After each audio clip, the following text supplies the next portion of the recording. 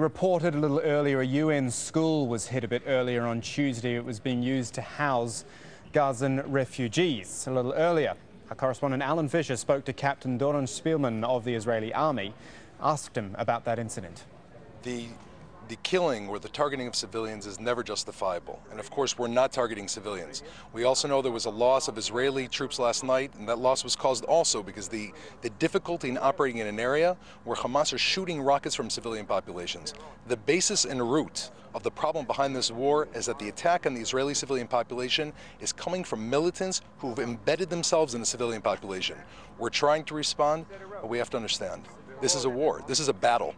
In a battle, nothing is 100%. There are civilian casualties, and the key to stopping those civilian casualties is stopping the blood-wrenching that Hamas is inflicting both on Palestinians and Israelis. Captain, it's a school that's being used as a UN shelter. Yes. This is a UN building.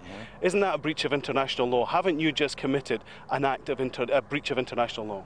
This is, in fact, we did not target this UN building, which is why it's upholding international law. No country can post a record like Israel in terms of keeping civilian casualties out of the picture in an urban warfare where the enemy's embedded themselves and is shooting rockets from these areas. We have to understand, this is a con game.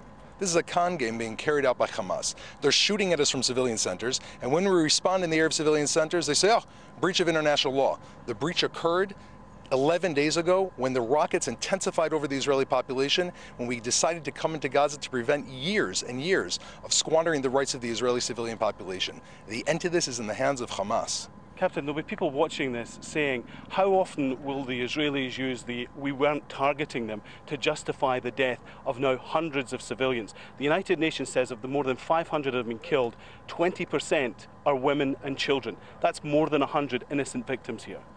I'm a father. The death of a civilian, I look at the men and women, I look at the children, I think of my own family. Israelis, we're a small country, we value our own life, and we value